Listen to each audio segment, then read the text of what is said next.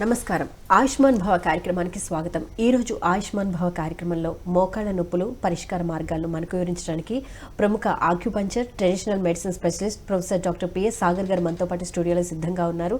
వారిని అడిగి మరిన్ని విషయాలు తెలుసుకుందాం. అదేవిధంగా డాక్టర్ గారితో మీరు మాట్లాడాలి అనుకుంటే స్క్రీన్ మీద స్క్రోల్ అవుతున్న నెంబర్కి కాల్ చేసి మాట్లాడగలరు. డాక్టర్ గారు నమస్కారం అండి. ఆయుష్మాన్ భవ కార్యక్రమానికి స్వాగతం. డాక్టర్ గారు, ఇప్పుడు మోకాళ్ళ నొప్పుల సమస్యలు అంటే జనరల్గా ఏజ్ అంటే 60 years దాటిన వాళ్ళకి ఎక్కువగా వింటూ ఉంటాము, కనిపిస్తూ ఉంటాయి.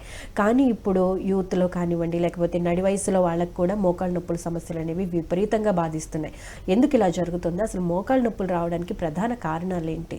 అసలు బాడీలో ఏం జరుగుతుంది మోకాళ్ళ విషయంలో? ఓకే మా, మంచి బ్రీఫ్ క్వశ్చన్ అడిగారు. సో ఫస్ట్ మోకాళ్ళ నొప్పులు ఒకప్పుడైతే 60 దాటే వరకు ఎవరికి మోకాళ్ళ నొప్పులు అనేవి ఉండేవి కావు. అంటే యూజువల్గా వయసు మీద పడ్డ వాళ్ళకి రావడానికి కారణాల గురించి మనం ఫస్ట్ మాట్లాడుకుంటే కిడ్నీ సమస్యలు, అంటే వయసు మీద పడుతున్న కొద్దీ కిడ్నీ ఎఫిషియన్సీ తగ్గిపోతూ ఉంటుంది.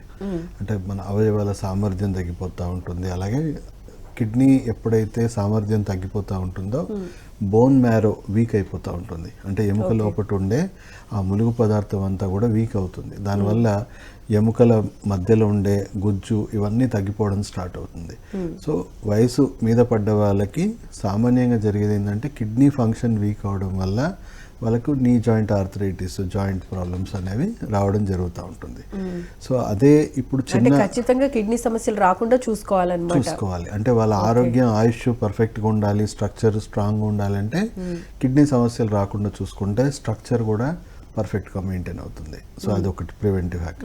నెక్స్ట్ వచ్చేసి చిన్న వయసులో ఉన్న వాళ్ళకు కూడా చాలామంది మోకాళ్ళ నొప్పులు, జాయింట్ పెయిన్స్ ఇవన్నీ మనకి కంప్లైంట్స్ ఎక్కువ వస్తూ ఉన్నాయి. రీజన్స్ ఏంటంటే ఆబ్వియస్లీ మీ మోకాళ్ళ నొప్పులు అనేవి జీవనశైలి వ్యాధి. ఇదేమి వైరస్ బ్యాక్టీరియా వల్ల వచ్చే సమస్య కాదు. సో మనకున్న జీవనశైలి, జీవన విధానంలో వ్యర్థాలు, విష పదార్థాలు ఎక్కువగా మనం సేవిస్తూ ఉన్నాం. సో వాటి వల్ల మన శరీరంలో ఏం జరుగుతుందంటే రోగ నిరోధక శక్తి పనితీరులో మార్పులు, అవయవాల్లో డిఫెక్ట్స్ రావడము, హార్మోన్స్లో డిఫెక్ట్స్ రావడము. సో ఈ ఆరోగ్య వ్యవస్థలో చాలా మార్పులు వస్తూ ఉన్నాయి. సో ఆరోగ్యం తగ్గుతూనే కదా అనారోగ్యం వచ్చేది. సో దాంట్లో మనం కీలకంగా మాట్లాడుకుంటే ఇప్పుడు కిడ్నీలో డిఫెక్ట్స్ వచ్చాయనుకోండి, కిడ్నీలో ఫిల్టర్స్ డ్యామేజ్ అవ్వడం వల్ల మనకి యూరిక్ యాసిడ్ అంతా కూడా మోకాలు చిప్పల్లో, జాయింట్స్లో చేరుకొని గౌటీ ఆర్థరైటిస్ అంటాం. సో దానివల్ల ఆ యూరిక్ యాసిడ్ వల్ల బాగా డీజనరేషన్ జరిగి మోకాళ్ళు అరిగిపోవడము, జాయింట్స్ అరిగిపోవడం జరుగుతూ ఉన్నాయి.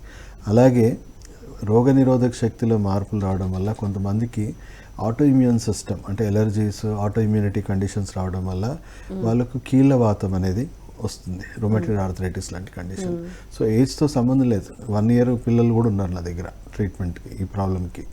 సో అలాగే ఇంకా ఏమేమి ఇష్యూస్ ఉన్నాయో మనం చెప్పుకోవాలి అంటే ఈ టాక్సిన్స్ వల్ల వచ్చే విషవాయువులు శరీరంలో ఈ వ్యర్థాలు ఎక్కువగా చేరుకొని మన గట్ బ్యాక్టీరియా ఇంబ్యాలెన్స్ క్రియేట్ అయ్యి చెడు బ్యాక్టీరియా ఇవన్నీ పెరిగిపోయి వాటి వల్ల వచ్చే విషవాయువులు అంటే గ్యాసెస్, హీట్ అంతా పెరిగిపోయి కూడా బాగా ఎముకలు డీహైడ్రేషన్కి గురై డీజనరేట్ అయిపోతూ ఉన్నాయి. సో అలా ఇంకా చిన్న చిన్న కారణాలు కూడా ఉన్నాయి. ఇవే మేజర్ కారణాలు.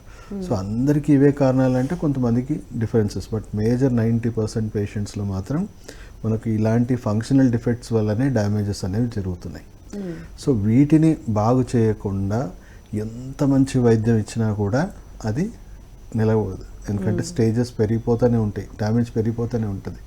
సో డ్యామేజ్ని మేనేజ్ చేయడానికి మాత్రమే ట్రీట్మెంట్స్ జరుగుతూ ఉన్నాయి ఇప్పుడున్న హాస్పిటల్స్లో, ఇప్పుడున్న రొటీన్ ఇంగ్లీష్ ట్రీట్మెంట్స్లో. Just pain killer. So stages పెరిగిపోతూనే ఉంటాయి, పెయిన్ కిల్లర్ వాడుతూనే పోవాలా. ఎప్పటి వరకు వాడాలి అని అంటే పూర్తిగా పాడైపోయి డ్యామేజ్ అయ్యి ఇంకా జాయింట్ మార్చేయాలి అనే స్టేజ్ వరకు పెయిన్ కిల్లర్స్. సో కానీ ఇప్పుడున్న పరిస్థితుల్లో చాలామందికి ఏమవుతుంది, 70% kidney failure patients pain killers వాడడం వల్ల. సో ఉన్న సమస్య కంటే కొత్త సమస్యలు ఇంకా తెచ్చుకుంటున్నా, ఉన్న సమస్య కూడా ముదిరిపోతూనే ఉంది. సో పెయిన్ కిల్లర్స్ ఏ సమస్యకి పరిష్కారం కాదు. అసలు పెయినే ప్రాబ్లం కాదు. పెయిన్ అనేది మన ఫ్రెండ్. లోపల ఉన్న సమస్యని మనకు ఆకలేస్తుంది, దాహం వేస్తుంది అని ఎలా తెలియజేస్తుందో, సో అది కూడా మన శరీరంలో ఉన్న ప్రాబ్లమ్స్ని మనకు బయటికి తెలియజేస్తూ ఉంది. అంటే మోకాళ్ళ నొప్పులకే పెయిన్ కిల్లర్స్ అని కాకుండా కొంతమంది తలనొప్పి వచ్చిందనో లేకపోతే కాళ్ళ నొప్పులు, చేతుల నొప్పులు, జనరల్ పెయిన్ కూడా పెయిన్ కిల్లర్స్ ఎక్కువగా యూజ్ చేస్తూ ఉంటారు. అటువంటి ప్రభావం కూడా అంటే ఆ మందుల ప్రభావం కూడా ఈ మోకాళ్ళ నొప్పుల మీద ఉంటుందంటారా? తప్పకుండా. ఇప్పుడు ఏం చెప్పాను, pain killers first direct effect nephrons మీద, కిడ్నీ మీద, అండ్ లివర్, హార్ట్ కూడా కొంతవరకు డ్యామేజ్ చేస్తూనే ఉంటుంది. సో కిడ్నీ సమస్యలు పెరిగిపోవడం వల్ల ఏమవుతుంది, చిన్న వయసులోనే వాళ్ళకి యూరిక్ యాసిడ్లు ఇవన్నీ పెరిగిపోయి వాళ్ళకి డీజనరేషన్స్ పెరిగిపోతున్నాయి. సో మనం వేరే వేరే వాటికి కూడా పెయిన్ కిల్లర్స్ వాడడం వల్ల ఖచ్చితంగా పెయిన్ కిల్లర్తో పాటు ఒక యాంటాసిడ్ వేసుకోవాలి. ఎందుకు, విపరీతమైన టాక్సిక్ హీట్, యాసిడిటీ పెరిగిపోతుంది. సో అది ఇమీడియట్గా డే టు డే సప్రెస్ చేయడానికి మళ్ళీ ఒక యాంటాసిడ్స్ వాడాలి. సో అలా మనము తెచ్చుకుంటున్నాం. ఎక్కువ శాతం చెప్పాలంటే 90% డిసీజెస్ మనం తెలిసి తెలియక తెచ్చుకొని డెవలప్ చేసుకుంటా ఉన్నాం. ఓకే, కాలర్ ఉన్నారండి, కాలర్తో మాట్లాడదాం. హలో హలో హలో హలో, నమస్తే అండి, మీ పేరు, ఎక్కడి నుంచి మాట్లాడుతున్నారు? హలో, వినిపిస్తుంది, మాట్లాడండి. హలో అండి. హలో, నమస్తే అమ్మా, చెప్పండి. హలో ఏంటి డాక్టర్ గారండి? నమస్కారం అమ్మా, చెప్పండి అమ్మా, సమస్య ఏంటో చెప్పండి. మోకాళ్ళ నొప్పులు వచ్చాయండి. నా వయసు 50 సంవత్సరాలండి. ఓకే అమ్మా, ఎన్ని సంవత్సరాల నుంచి ఉన్నాయి?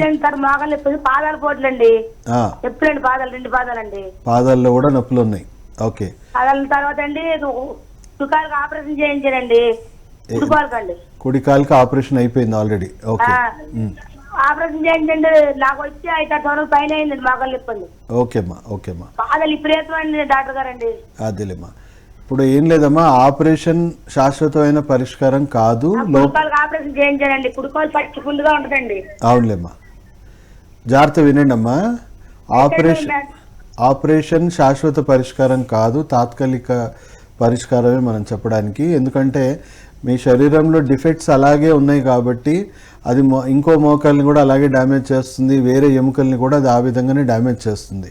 సో మన వైద్యంలో, మన ఈ మోడర్న్ సాంప్రదాయ వైద్యంలో మనం చేసేది ఏంటంటే ఫస్ట్ ఆ డిఫెక్ట్స్ని కరెక్ట్ చేస్తాం. ఆ లోపట నేను చెప్పినట్టు కీళ్ళవాతమా లేకపోతే యూరిక్ యాసిడా, ఇన్ఫ్లమేషనా ఏంటనేది కనుక్కొని ఆ డిఫెక్ట్స్ని కరెక్ట్ చేయడం వల్ల ఇంకా డ్యామేజ్ అనేది ఇంకో స్టేజ్ పెరగకుండా ఉంటుంది.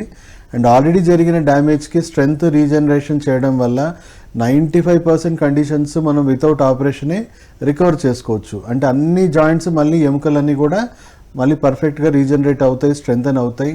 దానివల్ల మీకు ఎలాంటి నొప్పులు అనేవి ఉండవమ్మా. సో సర్జరీ చేయించుకున్న వాళ్ళ పరిస్థితి ఏంటి అని అంటే మళ్ళీ ఆ జాయింట్ మినిమం ఒక 10 to 15 years లైఫ్ ఉంటుంది. కొంతమందికి 5 yearsకే పాడైపోతుంది, మళ్ళీ ఆ జాయింట్ కూడా పాడవుతుంది, మళ్ళీ మార్చుకోవాలి.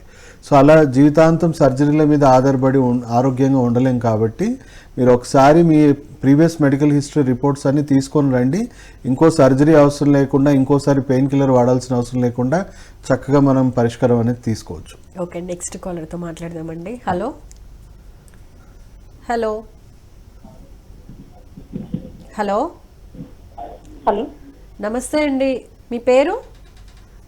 నా పేరు రమాదేవి మేడం. చెప్పండి, ప్రాబ్లం ఏంటో రమాదేవి గారు. నాకు 5 years నుంచి మోకాళ్ళ పెయిన్స్ ఉన్నాయి మేడం. ఓకే, 2 కాళ్ళునా అండి? 2 కాళ్ళు. టెస్ట్ చేయించుకుంటే గుజ్జు అరిగింది అన్నారు. ఓకే, గుజ్జు తగ్గిపోయింది అన్నారు. మెడిసిన్ ఏమైనా వాడుతున్నారా అండి? తెచ్చుకున్నాను కానీ మెడిసిన్స్ వాడాలంటే మళ్ళీ ఆ పెయిన్ కిల్లర్స్ వేరే సైడ్ ఎఫెక్ట్స్ వస్తాయి, వేరే వాటి మీద ప్రభావం చూపిస్తాయి అని. ఇంకేమైనా ప్రాబ్లమ్స్ ఉన్నాయా? మీ ఏజ్ ఎంత ఒకసారి డాక్టర్ గారికి చెప్పండి. నమస్కారం అమ్మా, మంచి ఆలోచనే. పెయిన్ కిల్లర్స్ అతిగా వాడడం వల్ల మీకు ఇంకా సమస్యలు పెరిగిపోతాయి, శరీరంలో ఇంకెన్నో అనారోగ్యాలు కూడా పెరిగిపోతాయి. కానీ దీనికి పరిష్కారం వైపు వెళ్ళడం మీకు మంచి పనమ్మా. ఒకసారి హాస్పిటల్కి మీ రిపోర్ట్స్ అన్నీ తీసుకొస్తే మీకు ఏ కారణాల వల్ల అది డ్యామేజ్ అవుతుందో మనం ఇంకొక స్టేజ్ పెరగకుండా కూడా మనం ఆపొచ్చు. అండ్ ఆల్రెడీ జరిగిన డ్యామేజ్ని మనం 1వ 2వ స్టేజెస్ వెనక్కి రీజనరేట్ చేసుకోవచ్చు. అంటే ఏ నొప్పి బాధ లేకుండా మన దగ్గర 60 సంవత్సరాలు పేషెంట్స్ ఉన్నారు, 95 సంవత్సరాల పేషెంట్ ఉన్నారు. వాళ్ళకు కూడా మోకాలు చిప్పలు మళ్ళీ రీజనరేట్ అయ్యాయి. హార్డ్లీ ఒక 6 months 8 monthsలో చాలా మటుకు రీజనరేషన్ జరిగిపోతుంది, మీరు పెయిన్ ఫ్రీ అవుతారమ్మా. మళ్ళీ సర్జరీ పెయిన్ కిల్లర్ వాడాల్సిన అవసరం కూడా ఉండదు. సార్ అక్కడ గుజ్జు అరిగిపోయింది అన్నారు, మళ్ళీ గుజ్జు ఉత్పత్తి అవుతుంది. వస్తుందమ్మా. Stem cell therapy, acupuncture therapy, laser treatment, ఇవన్నీ రీజనరేటివ్ మెడిసిన్స్ మా. రీజనరేషన్ జరుగుతుంది అంటే మనం పుట్టినప్పుడు ఎలా ఉన్నామో అలా అవుతే అవ్వం, కానీ మనకి ఇప్పుడున్న కండిషన్లో ఒక 30% 50% రీజనరేట్ అయినా అండ్ దాన్ని మనం కాపాడుకోవాలి. ఆ రీజనరేషన్ వల్ల మనకు మళ్ళీ పెయిన్ అనేది లేకుండా మళ్ళీ హెల్తీగా అవుతాం. కాకపోతే మళ్ళీ పాడవకుండా ఏం చేయాలంటే జీవనశైలిలో మార్పులు చేసుకోవాలని చెప్తాం. అలా చేసుకున్న వాళ్ళు 15-16 సంవత్సరాలైనా కూడా వాళ్ళకి చిన్న కంప్లైంట్స్ కూడా లేవు. ఓకే, నెక్స్ట్ కాలర్తో మాట్లాడదాం. హలో హలో హలో, నమస్తే అండి, మీ పేరు ఎక్కడి నుంచి మాట్లాడుతున్నారు? నందాల మేడం, నా పేరు భరత్ రెడ్డి. ఓకే అండి, భరత్ రెడ్డి గారు చెప్పండి ప్రాబ్లం ఏంటో డాక్టర్ గారికి. సార్ నమస్కారం, భరత్ రెడ్డి గారు చెప్పండి సార్, ఏంటి ఇష్యూ? నమస్కారం సార్, కొంచెం మోకా సార్ నాకు 10 years పైన ఉంటుంది. ఓకే, పూర్తి లోపు అరిగిపోయా అంటున్నారు. మీ ఏజ్ ఎంత సార్? 54 సార్. 54. ఓకే సార్, ఇప్పుడు మన దగ్గర పూర్తిగా డీజనరేట్ అయ్యి మోకాలు టచ్ అయిపోయి బెండ్ అయిపోయిన కేసెస్లో కూడా మనకు మళ్ళీ ఆ బెండ్ అయినవి కూడా అలైన్మెంట్స్ కూడా మనం కరెక్ట్ చేసుకోవచ్చు అండ్ ఉన్న కాస్త గ్యాప్లో మళ్ళీ రీజనరేషన్ మనం చేసుకోవచ్చు. సో మీ బాడీలో ప్రాబ్లం ఏంటంటే మోకాలు చిప్పలు అనేవి డ్యామేజ్ అవ్వడం, అంటే మనం ఒక రకంగా మోకాలు చిప్పలు బాధితులు, లోపల మీకున్న అనారోగ్యాలే వల్లనే అవి డ్యామేజ్ అవుతున్నాయి. వాటిని బాగా చేసుకోకుండా మనం ఎప్పటికీ ఇవి ప్రివెంట్ అవ్వదు, క్యూర్ అవ్వదు. సో లోపల మీ డిఫెక్ట్స్ ఏంటనేది తెలుసుకుంటాము, దానివల్ల ఇంకో స్టేజ్ పెరగకుండా జాగ్రత్త పడతాము. ఉన్న కాస్త మనకు ఉన్న స్కోప్లో ఎంత రీజనరేషన్ అవుతే అంత బాగుంటుంది సార్, అంత లైఫ్ పెరుగుతుంది అండ్ మీకు దాని మెయింటెనెన్స్ ట్రీట్మెంట్ కూడా చెప్తాము. జీవితాంతం మళ్ళీ రాకుండా ఎలా చేయాలో కూడా మీరు చేసుకోవచ్చు. సో ఒకసారి చూసుకొని రండి, మీరు రిపోర్ట్స్ ఎక్స్రేస్ తీసుకొని రండి. డాక్టర్ గారి నెంబర్ కూడా డిస్ప్లే చేయడం జరుగుతుందండి, ఒకసారి కాంటాక్ట్ అయ్యి అపాయింట్మెంట్ తీసుకుని డాక్టర్ గారు నేరుగా సంప్రదిస్తే మీకు బెస్ట్ రిజల్ట్ ఉండే ఛాన్సెస్ ఉంది. నెక్స్ట్ కాలర్తో మాట్లాడదామండి. హలో హలో, నమస్తే అండి, మీ పేరు ఎక్కడి నుంచి మాట్లాడుతున్నారు? మేడం గారు, సతీష్ అండి. సతీష్ గారు చెప్పండి ప్రాబ్లం ఏంటో. చిన్న ప్రాబ్లం ఉంది, అడిగితే సార్ అడుగుదామని. మాట్లాడండి. సతీష్ గారు చెప్పండి సార్, ఏంటో ప్రాబ్లం? సార్ ఏం లేదు సార్, మరి ఈ నా 35 years ఓకే, ఎడం మోకాళ్ళు చిటక్ మీద సౌండ్ వస్తుంది సార్, వరకు నొప్పే ఉండదు. ఓకే ఓకే, మీరు ఏం వర్క్ చేస్తారండి? నేను టైలర్ మేడం. టైలరింగ్ చేస్తారు. సో ఏం లేదు సార్, తొక్కేది ఏమి ఉండదు మేడం. అదే అర్థమైంది సార్. ఏం లేదు సార్, ఈ ఎముకకు మధ్యలో ఎప్పుడైతే యూరిక్ యాసిడ్స్ ఇలాంటి డిఫెక్ట్స్ ఏవైతే వస్తాయో మనకు ఎముక నుంచి కంటిన్యూగా కాల్షియం లీకేజ్ అనేది లీక్ అవుతూ ఉంటుంది. ఇప్పుడు మన ఇంట్లో పాత ఇంట్లో లీకేజ్ అనేది క్రియేట్ అవుతూ ఉంటాయి కదా, అక్కడ మనం చూడొచ్చు, అక్కడ చిన్న చిన్న గడ్డల్లాగా తయారవుతూ ఉంటాయి నీటి నుంచి వచ్చిన సిల్ట్ వల్ల. సో ఇక్కడ కూడా మనకు కాల్షియం లీకేజ్ అయ్యి మనకు అక్కడ చిన్న చిన్న ఆస్టియోఫైట్స్ అనేవి ఫామ్ అవుతాయి. సో అవి ఇప్పుడు ఆ స్ట్రక్చర్, ఆ లూజ్ బాడీస్ వల్ల ఏమవుతుందంటే మనకి ఎముకకు అవి టచ్ అయ్యి మనకి సౌండ్స్ వస్తూ ఉంటాయి కటకటకడమని. సో అవి మనకి రాపిడి వల్ల మనకు బాగా లోపటున్న గుజ్జంతా కూడా పాడైపోవడం, టేర్ అయిపోవడం జరుగుతూ ఉంటుంది. సో వాటిని ఆస్టియోఫైట్స్ అంటారు. మనం కొంచెం అర్లీగానే మనం ట్రీట్మెంట్ స్టార్ట్ చేస్తే ఇంకా ఆస్టియోఫైట్స్ పెరగవు, ఆ పెరిగినవి కూడా మెల్లిమెల్లిగా రాలిపోయేలాగా చేయొచ్చు అండ్ మీకు మళ్ళీ ఈ జాయింట్ టు జాయింట్ మధ్యలో ఉన్న కుషనింగ్ ఏదైతే ఉందో అది మళ్ళీ రీజనరేట్ చేసుకోవడం వల్ల మీకు ఆ సమస్య అనేది క్లియర్ అయిపోతుంది సార్. ఎంత లేట్గా వస్తే అంత కాంప్లికేషన్స్, అంత సఫరింగ్, అంత టైం టేకింగ్. సో ఎంత అర్లీగా వస్తే అంత మంచిది ఈ ట్రీట్మెంట్లో. ఇది ఉండబట్టి 5 hours అవుతుంది సార్. అదే సార్, ఇవి పెరుగుతూ ఉంటాయి, ఇంకా ఆస్టియోఫైట్స్ పెరుగుతూ ఉంటాయి, అవి శకలాలుగా మారిపోయి మీ ఎముక మధ్యలో అవి అన్నీ కూడా డిపాజిట్ అవుతూ ఉంటాయి. దానివల్ల ఇంకా మీకు ఇబ్బంది అవుతూ ఉంటుంది రోజుకి. సార్ మరి ఎవరిని సంప్రదించాలి sir? Sir doctor PS Sagar అని చెప్పేసి మీరు గూగుల్లో సెర్చ్ చేయండి, నా phone numbers, address, hospital details అన్నీ వచ్చేస్తాయి మీకు. అండ్ సతీష్ గారు, డాక్టర్ గారి నెంబర్ డిస్ప్లే చేయడం జరుగుతుంది, ఒకసారి నోట్ చేసుకుని అపాయింట్మెంట్ తీసుకోండి. డాక్టర్ గారు చాలామంది మోకాళ్ళ నొప్పుల సమస్యలతో బాధపడే వాళ్ళు ఎక్కువగా చెప్తూ ఉంటారు, నేను ఎక్కువ నుంచి వర్క్ చేయడం వల్ల నా కాళ్ళలో గుజ్జరిగిపోయింది, అందుకే నాకు మోకాళ్ళ నొప్పులు వచ్చినాయి అని. ఇది ఎంతవరకు నిజమంటారు? దీంట్లో ఇప్పుడు మనం చూసుకుంటే చిన్నపిల్లలు ఎక్కువ ఆడుకుంటారు, వాళ్ళకి ఏం కాదు. పెద్దవాళ్ళు ఆడుకోవడానికి చిన్నపిల్లలు ఆడుకోవడానికి డిఫరెన్స్ ఏంటి? మనకు ఏజింగ్ ప్రాసెస్ ఒకటి. ఇప్పుడు ఏజ్డ్ 50-60 దాటిపోయిన వాళ్ళు ఆడుకుంటే వాళ్ళ స్ట్రక్చర్ వీక్గా ఉంటుంది. మిడ్ ఏజ్లో మోడరేట్గా వీక్నెస్ ఉంటుంది. సో డిఫెక్ట్స్ ఉన్న వాళ్ళకైతే వాళ్ళకి ఈజీగా డ్యామేజ్ టేర్ అవుతుంది. ఇప్పుడు స్పోర్ట్స్ ఇంజరీస్ అవుతూ ఉంటాయి చాలామందికి. సో వేర్ అండ్ టేర్ అవుతుంది. అంటే ఆ రేంజ్కి మించి వాళ్ళ శక్తికి మించి వాళ్ళు ఎప్పుడైతే ఆటలు ఆడడము చేయడము దానివల్ల టేర్ డ్యామేజ్ అనేది అవుతుంది. బట్ వాళ్ళ శక్తిని అర్థం చేసుకొని ఆ శక్తి లోపటినే వాళ్ళు చేసుకోవడం వల్ల ఎక్కువ టేర్ డ్యామేజెస్ అనేవి ఉండవు. అల్టిమేట్గా నేను ఆ వర్క్ చేయడం వల్లనే ఎక్కువసేపు నిల్చోవడం వల్లనే ఎక్కువసేపు మొత్తం ప్రాబ్లం నిల్చోవడం వల్లనే వచ్చింది, పరిగెత్తడం వల్లనే వచ్చింది అంటే కాదు. కొంతవరకు ఒక 50% 80% మీ బాడీలో ఉన్న డిఫెక్ట్స్ కూడా దాన్ని బలహీనపరచడం వల్ల, దాన్ని వేర్ అండ్ టేర్ చేయడం వల్ల ఈజీగా డ్యామేజ్ అవ్వడానికి ఆస్కారం వచ్చింది. సో మనం పూర్తి బాధ్యత దానిదే అని అనకూడదు. ఆబ్వియస్లీ ఏది ఓవర్ యూజ్ చేసినా దాని ఉంటుంది, ఇంపాక్ట్ ఉంటుంది. రైట్ అండి, కాలర్ లైన్లో ఉన్నారు, కాలర్తో మాట్లాడదాం. హలో హలో నమస్తే మేడం. నమస్తే అండి. ఫస్ట్ ఆఫ్ ఆల్ మీ టీవీ వాల్యూమ్ మ్యూట్లో పెట్టి ప్రాబ్లం ఏంటో డాక్టర్ గారికి చెప్పరా? హలో నమస్తే అమ్మా, చెప్పండి అమ్మా, సమస్య ఏంటో చెప్పండి. నమస్తే సార్. నమస్తే. మోకాళ్ళ నొప్పులే సార్ నాకు. ఈ మోకాళ్ళ కాడ నుంచి కింద పాదం దాకా విపరీతంగా నొప్పి సార్ నిలబడుకుంటే. ఓకే, మోకాళ్ళ నుంచి పాదం వరకు నొప్పి అవుతుంది, లాగుతున్నట్టు పెయిన్ వస్తుందా? నిలబడాలంటే అస్సలు నిలబడలేదు సార్. మొత్తం మొత్తం మొత్తం కాలంతా వస్తుందా లేకపోతే ఓన్లీ మోకాళ్ళ నుంచి పాదాల వరకే వస్తున్నాయా? మోకాళ్ళ నుంచి పాదం దాకా సార్. ఓకే, ఎడమకాలు సార్. ఓకే. ఈ ఈ నీ జాయింట్లో ఏమన్నా నొప్పులు అవుతున్నాయా నడుస్తుంటే? నడుస్తుంటే ఏం లేదు సార్, ఓన్లీ లాగినట్టే వస్తుంది పెయిన్. నిలబడుకుంటే మాత్రం ఎక్కువ నొప్పి సార్. Okay okay. ఇప్పుడు దాంట్లో మనము చెప్పుకోవాలంటేమా, చాలా మందికి వెన్నుపూసలో మన కాళ్ళకు సంబంధించిన నరాలన్నీ కూడా వెన్నుపూస నుంచే పారుతాయి. సో లంబర్ ఏరియాలో కాళ్ళకు సంబంధించిన నరాలు కొద్దిగా ప్రెస్ అయిపోవడం వల్ల కూడా మనకు అలాంటి రేడియేటింగ్ పెయిన్స్ అనేవి వస్తాయి. కొంతమందికి పిక్క కండరాల్లో కూడా సమస్యలు ఉంటాయి. అంటే మనకి లోపాలు ఉండడం వల్లనో లేకపోతే లోపల తీవ్రంగా యాసిడ్స్ ఇన్ఫ్లమేషన్స్ ఉండడం వల్లనో కండరాలు సంకోచించే వ్యాకోచించే గుణం తగ్గిపోవడం వల్ల కూడా పిక్కలు పట్టేయడము ఇలాంటివి జరుగుతూ ఉంటాయి. సో మీరు చెప్పిన సమస్యల్లో ఇవి రెండిట్లో ఎక్కువ దగ్గరగా మనకు మ్యాచ్ అవుతుంది. సో మీరు ఒకసారి మీ ప్రీవియస్ మెడికల్ హిస్టరీ రిపోర్ట్స్ అన్నీ మీరు తీసుకొస్తే ఫర్దర్ ఇన్వెస్టిగేషన్ చేసి దాని మూలాలు ఏంటో తెలుసుకొని ఇంకా ఫర్దర్ డ్యామేజ్ అనేది ఆపేసి ఇంకా ఉన్నది కూడా క్లియర్ చేయొచ్చమ్మా. మీరేం వరి అవ్వాల్సిన అవసరం లేదు, దాంతోనే ఎలా ఉండాలో బతకాల్సిన అవసరం లేదు.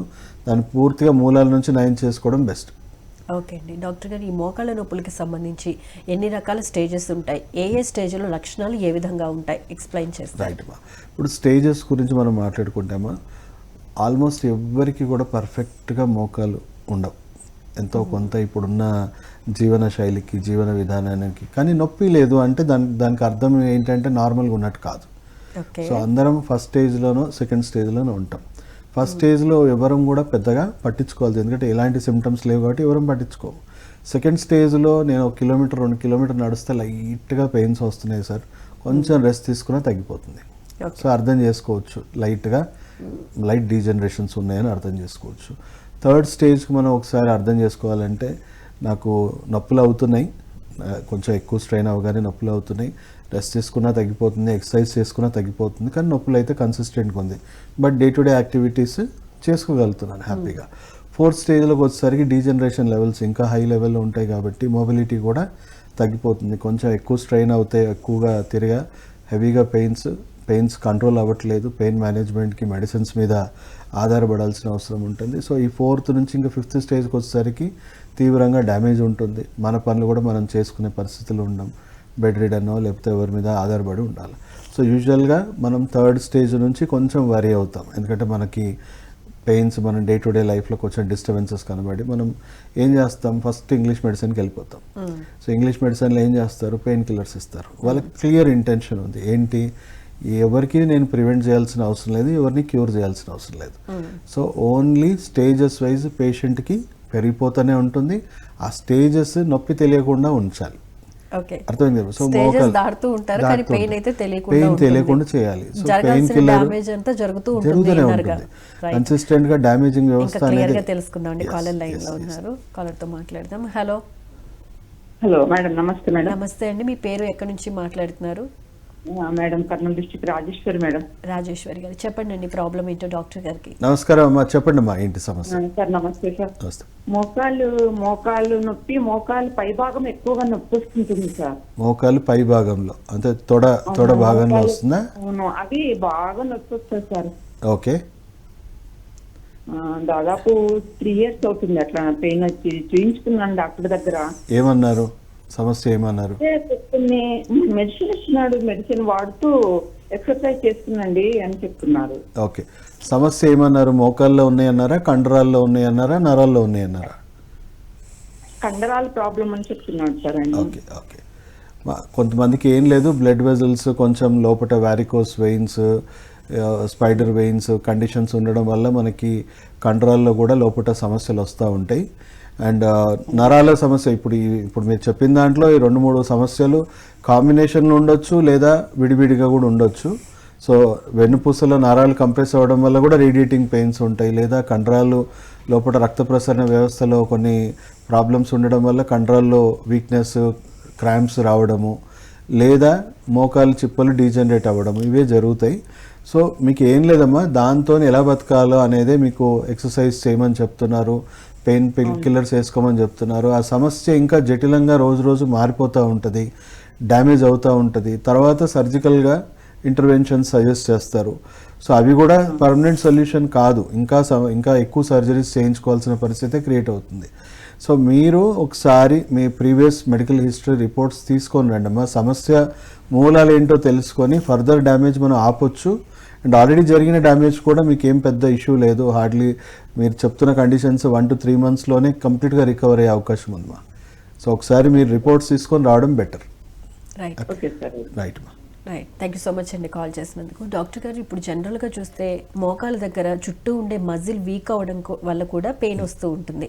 సో పర్టికులర్గా మోకాళ్ళలో వచ్చే నొప్పులకి ఈ మజిల్ చుట్టూ ఉండే అంటే మజిల్ వచ్చే పెయిన్కి ఏంటి డిఫరెన్స్ అనేది ఎలా ఉంటుంది, మనం ఎలా ఐడెంటిఫై చేయొచ్చు అంటారు? ఓకే. సో ఏం లేదమ్మా, కండరాలు వీక్ అవ్వడం, కొన్ని మస్క్యులర్ డిస్ట్రోఫీ, మజిల్ వీక్నెస్, ఈ కండిషన్స్ కూడా ఉంటాయి. సో ఏమవుతుంది, మజిల్ ఒక పటుత్వం పెంచుతుంది, మనకు ఆ జాయింట్ చుట్టూ కూడా పటుత్వం పెంచే పదార్థం. సో ఇప్పుడు మనకి మజిల్స్, కండరాలు క్షీణించిపోవడం వల్ల ఎముక మీద, జాయింట్ మీద ఎక్కువ ప్రెషర్ అనేది బిల్డ్ అవుతుంది ఆబ్వియస్లీ. సో ఆబ్వియస్లీ కండరాలకు సంబంధించిన సమస్యలకు కూడా మనకి ట్రెడిషనల్ మెడిసిన్లో మంచి అద్భుతమైన ఫలితాలు ఉన్నాయి. వాళ్ళకి ఆ క్షీణించిన కండరాలు, మస్క్యులర్ డిస్ట్రోఫీ అలాంటి కండిషన్స్ని కూడా మనం రికవర్ చేయొచ్చు, రీజనరేట్ చేయొచ్చు. ఇప్పుడు ఒక కేస్ స్టడీ చెప్తాను. ఒక పేషెంట్ తెలుసుకుందామండి, కాలర్ లైన్ లో ఉన్నారు, కాలర్ తో మాట్లాడాక. హలో నమస్తే అండి డాక్టర్ గారికి. మాట్లాడండి డాక్టర్. నమస్తే అమ్మా, చెప్పండి అమ్మా, సమస్య ఏంటో చెప్పండి. నాకు వెయిట్ ఉంటానండి, నేను 80 kgs ఉంటాను. ఓకే అమ్మా. కాబట్టి ఈ మోకాలు కూర్చొని లేవాలంటే, మోకాలు దగ్గర కాళ్ళు బలంగా రావాలంటే ఇబ్బంది అవుతుంది. ఓకే అమ్మా. ఇప్పుడు కూర్చొని లేవాలంటే లేవలేకపోతాను. ఓకే. అది మోకాళ్ళేమో బాగా నొప్పులు ఉంటాయి మోకాళ్ళ దగ్గర. చూయించుకున్నారమ్మా? ఎక్స్రే తీయించారా? ఎక్కడన్నా చూయించుకున్నారా ఇప్పటి వరకు? లేదండి, ఏదో నూనె రాసుకుంటూ, నువ్వుల నూనె ఏదో ఆయుర్వేదం చెప్తూ ఉంటారు కదా, అట్లాగే రాసుకుంటూ ఉంటాను. ఏం లేదమ్మా, సమస్య పోవాలంటే సమస్య మూలాల నుంచి క్లియర్ చేసుకోవడమే మనకు పరిష్కారం అమ్మా. ఎంత లేట్ అవుతే అంత ఎక్కువ డ్యామేజెస్ అవుతుంది. ఇప్పటికే మీరు కూర్చొని లేవడానికి ఇబ్బంది పడుతున్నారు, పోను మంచాన పడే అవకాశాలు కూడా పెరిగిపోతూ ఉంటాయి. సో మీరు ఒకసారి ఫస్ట్ ఎక్స్రే తీయించుకోండి. అంటే ఇప్పుడు ఏ స్టేజ్లో డ్యామేజెస్ ఉన్నాయి అనేది తెలుసుకోవడానికి ఎక్స్రే తీయించుకొని ఒకసారి హాస్పిటల్కి రండి. మీకు సమస్య మూలాలు ఏంటో అర్థం చేసుకొని డ్యామేజ్ కంట్రోల్ చేద్దాము. అండ్ ఉన్న డ్యామేజ్ కూడా క్లియర్ చేయడానికి ఉన్నాయి. మీకు జస్ట్ ఒక కేస్ స్టడీ చెప్తాను. ఓ పేషెంట్ 78 ఏజ్, కంప్లీట్గా మోకాలు ఇలా బెండ్ అయిపోయాయి రెండు కూడా. తను ఊర్లో బాగా హెవీ మోటు పనులు చేసి సో ఆల్మోస్ట్ ఇలా బెండ్ అయిపోయాయి. సో వాళ్ళకి ఏ సర్జరీలు కూడా పనికిరావు, పని చేయవు. సో అలాంటి కేసు మన దగ్గరికి రావడం జరిగింది. సో వాళ్ళకి ఏంటి, తను పరిస్థితి కాళ్ళు ఇలా నడుచుకుంటూ వస్తుంది. సో తను నేను ఒక్క నిమిషం పడుకున్నా నాకు విపరీతమైన నొప్పులే, కూర్చున్నా నొప్పులే, ఏ పని చేసుకోలేను అనే స్టేజ్ వచ్చింది. సో అన్నాను మీరు ఒక 6 months వరకు బెడ్ మీద నుంచి లేవకండి, ఇంట్లోనే తనకు మొత్తం టెస్ట్ చేసి మోకాలు డ్యామేజ్ అవ్వడానికి ఎన్ని కారణాలు ఉన్నాయో కనుక్కొని అది రీజనరేట్ చేయడానికి, స్ట్రెంగ్తన్ చేయడానికి మెడిసిన్స్ ఇచ్చాము. ఇంట్లోనే సెల్ఫ్గా తనకి ఆయిల్స్ ఏమేమి ట్రీట్మెంట్స్ చేయాలనేది ఇచ్చాము. సో 4 months ప్రోగ్రెస్ ఏంటంటే నేను 2 hours నిల్చున్నా నాకు నొప్పి లేదు, నేను నడవగలుగుతున్నాను, నడిచినా నాకు నొప్పి లేదు. 4 monthsలో వచ్చిన రిజల్ట్స్ హ్యాపీ కదా. తనకి పడుకున్నా ఇప్పుడు నొప్పి లేదు, నేను 2 గంటలు నిల్చొని నేను వంట పని చేసుకోగలుగుతున్నాను, నాకు ఏ నొప్పి రావట్లేదు అంటున్నారు. సో తను ఏం పీటూషలాగా పరిగెత్తాలనేది ఏమీ ఆశ లేదు. తన పనులు తను ఎవరి డిపెండెన్సీ లేకుండా నేను చేసుకోగలిగితే చాలు అనేది. సో ప్రతి ఒక్కరికి నేను అదే చెప్తాను. ఏజింగ్ ప్రాసెస్లో వయసు మీద పడుతుంటే ఈ డీజనరేటివ్ కండిషన్స్ అనేవి ప్రతి ఒక్కరికి వస్తూ ఉంటాయి. మనం ఎంత అర్లీగా దీనికి ట్రీట్మెంట్ తీసుకుంటే అంత డిఫెక్ట్స్ తక్కువ ఉంటాయి మనకి. సో అంత డిఫెక్ట్స్ తక్కువ ఉంటే, అంత కాంప్లికేషన్స్ తక్కువ ఉంటే అంత ఈజీగా మనం రీజనరేట్ చేసుకోగలుగుతాం, స్ట్రెంగ్తన్ చేసుకోగలుగుతాం. దాని మెయింటెనెన్స్ ట్రీట్మెంట్ కూడా చెప్తాను, ఎలా మళ్ళీ డీజనరేట్ అవ్వకుండా నా దగ్గర కూడా రావాల్సిన అవసరం లేకుండా, ఏ హాస్పిటల్కి వెళ్ళాల్సిన అవసరం లేకుండా మీరే ఏం చేయాలనేది. ఎందుకంటే ఇవన్నీ జీవనశైలి వ్యాధులు, దాన్ని సర్వీసింగ్ అయ్యాక మెయింటెనెన్స్ ఎవరు చేయాలి? ఎవరి పేషెంట్కి వాళ్ళకి నేర్పిస్తాం. సో వాళ్ళు నేర్చుకోవడం వల్ల ఇప్పుడు 15-16 సంవత్సరాలు దాటిపోయిన పేషెంట్స్ కూడా ఉన్నారు. వాళ్ళకి మళ్ళీ అది రిపీట్ అవ్వలేదు, ఉన్న దాంట్లో సంతోషంగా ఉన్నారు, ఏ నొప్పి బాధ లేదు. So sustainable results. ఇప్పుడు అదే వాళ్ళు మెసప్ చేసుకున్నారు అనుకోండి, ఈ ప్రాసెస్లో పెయిన్ కిల్లర్స్ వేసుకొని సర్జరీస్ చేయించుకొని వాళ్ళ పిల్లల్ని ఇంత చదువులు చదివించి వాళ్ళని బెడ్ మీద వీళ్ళని చూసుకుంటూ వాళ్ళ పనులు డిస్టర్బ్ అవుతాయి, వీళ్ళ లైఫ్ డిస్టర్బెన్స్. సో అందరూ డిస్టర్బ్ అయిపోతున్నారు కదా. అవును సార్. ఇప్పుడు కాలర్ ఉన్నారు, కాలర్తో మాట్లాడదాం. హలో హలో నమస్తే అండి, చెప్పండి ప్రాబ్లం ఏంటో డాక్టర్ గారికి. సార్ చెప్పండి, నమస్కారం, చెప్పండి సమస్య ఏంటో చెప్పండి. ఏజ్ ఎంత సార్ మీది? సార్ 50 ఏళ్ళు. ఓకే, ఇప్పుడు ఎలా ఉంది సార్? అంటే నడుస్తుంటే నొప్పి అవుతుందా, మెట్లు ఎక్కుతుంటే నొప్పి అవుతుందా, ఏం జరుగుతుంది? నల్లపోతున్నానండి, చాలా దూరం నల్లపోతున్నాను, నుంచుంటే ఎక్కువ చేసి నిల్చోలేకపోతున్నానండి. ఓకే, ఎక్కువసేపు నిల్చోలేకపోతున్నారు. ఇప్పటి వరకు ఎక్స్రే తీయించి ఎక్కడైనా కలిసారా? డాక్టర్స్ని కలిసి ఏమైనా వైద్యం తీసుకున్నారా? తీసుకున్నామండి, మామూలుగా ఇంగ్లీష్ వైద్యం తీసుకున్నామండి, తర్వాత హోమియోపతి తీసుకున్నామండి. ఓకే, ఏమైనా ఇంప్రూవ్మెంట్స్ వచ్చాయా? ఏం రాలేదండి. ఓకే సార్, మీరు గుర్తుంచుకోవాల్సింది ఏంటంటే అలోపతి వైద్యం అంటే ఇంగ్లీష్ వైద్యము మరియు హోమియోపతి వైద్యం కూడా సిమ్టమ్స్కి మాత్రమే పనిచేస్తుంది. అంటే పెయిన్ కంట్రోల్ చేయడానికి, లోపల సమస్య డ్యామేజ్ ఆపడానికి ఆ వైద్యం పనిచేయదు. అండ్ ఆ డ్యామేజ్ అయినది రికవర్ చేయడానికి, రీజనరేట్ అవ్వడానికి కూడా ఈ 2 వైద్యాలు కూడా పనికిరావు. ఇవి ఏంటంటే అక్యూట్ కండిషన్స్లో జస్ట్ పెయిన్ మేనేజ్మెంట్కి పనికొస్తాయి. అంటే ఇది మీకు చిన్న దెబ్బ తగిలింది, ఈరోజు నొప్పిని భరించడానికి మనం రెస్ట్ తీసుకుంటే 2 రోజుల్లో తగ్గిపోతుంది. కానీ మనం అది భరించలేక ఈరోజు పెయిన్ కిల్లర్ వేసుకొని మనము భరించుకున్నాం, కానీ 2 రోజుల రెస్ట్లో అదే తగ్గిపోతుంది. అంటే అలాంటి ప్రాథమిక చికిత్సల్లో తీసుకోవాల్సిన వైద్యం ఇంత క్రానిక్ స్టేజ్లో మీకు అవి పనికిరావు. అండ్ మోర్ ఓవర్ సర్జరీ వాళ్ళు మీకు మెల్లిమెల్లిగా సర్జరీకి రికమెండ్ చేస్తారు.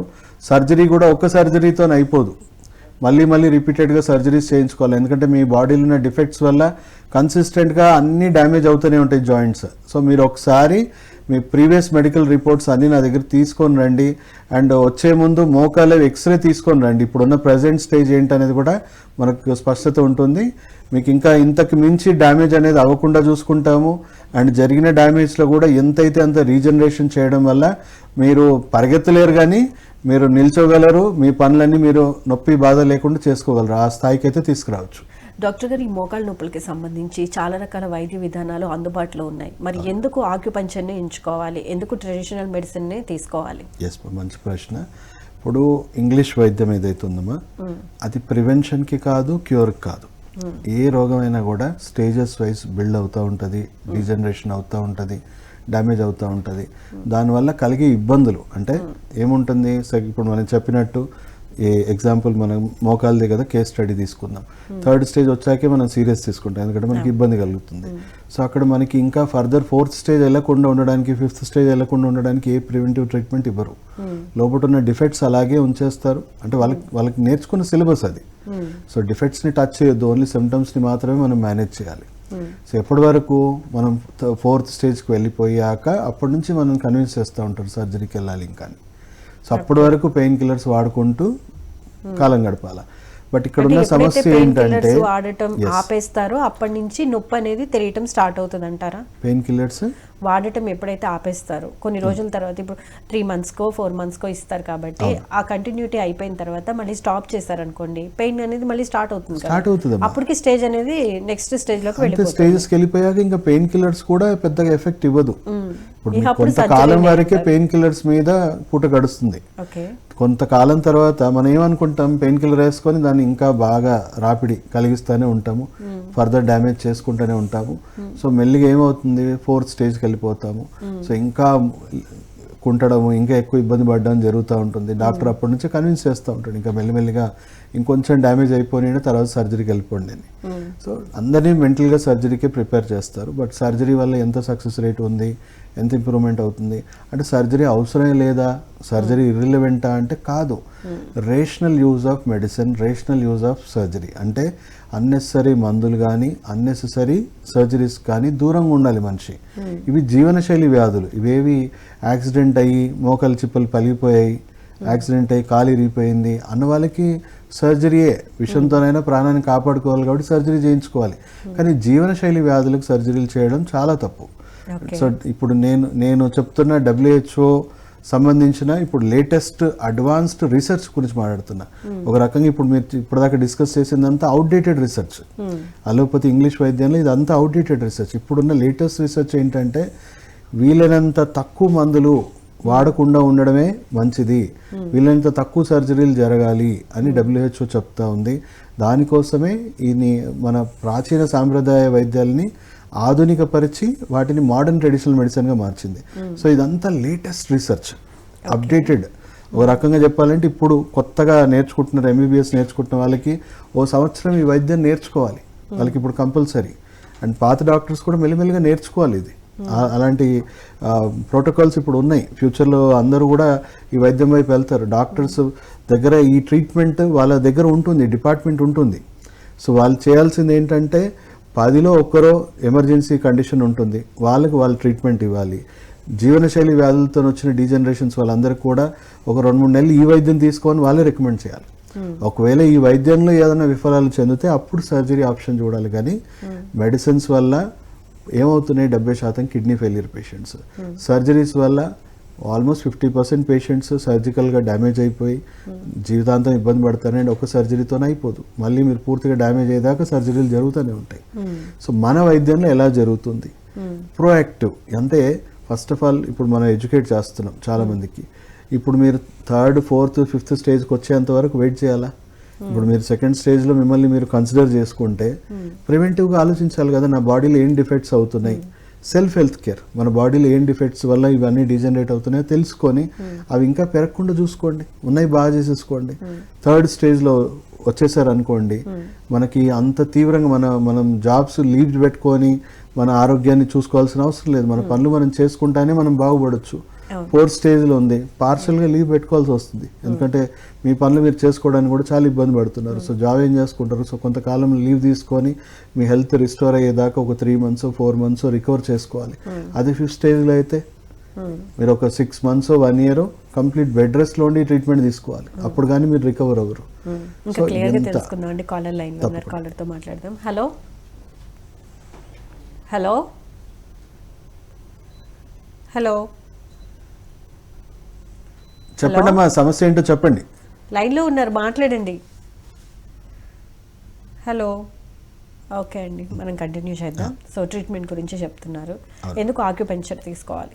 ఎస్ మా, సో అక్యుపంక్చరే తీసుకోవాలని ఏం లేదమ్మా. ఆల్మోస్ట్ 90% పేషెంట్స్లో అక్యుపంక్చర్ అనే వైద్యం చేయం, ఫంక్షనల్ మెడిసిన్స్ ఇస్తాం.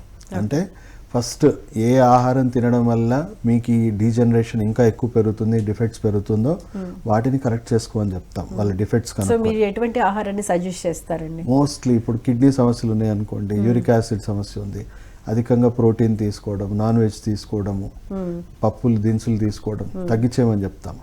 కిడ్నీలో ఆ ఫిల్టర్స్ అన్నీ మళ్ళీ రిపేర్ అయ్యేదాకా వాటి మీద భారం వేయడం తగ్గించేయమని చెప్తాం. ఇప్పుడు కీలవాతం ఉందనుకోండి, ఇంకా అయిపోయింది, ఇంకా వాళ్ళు కంప్లీట్గా జీవితాంతం కూడా ఆ రోగనిరోధక శక్తిలో డిఫెక్ట్ వల్ల వాళ్ళకి ఎప్పటికీ అది డ్యామేజ్ చేస్తూనే ఉంటుంది.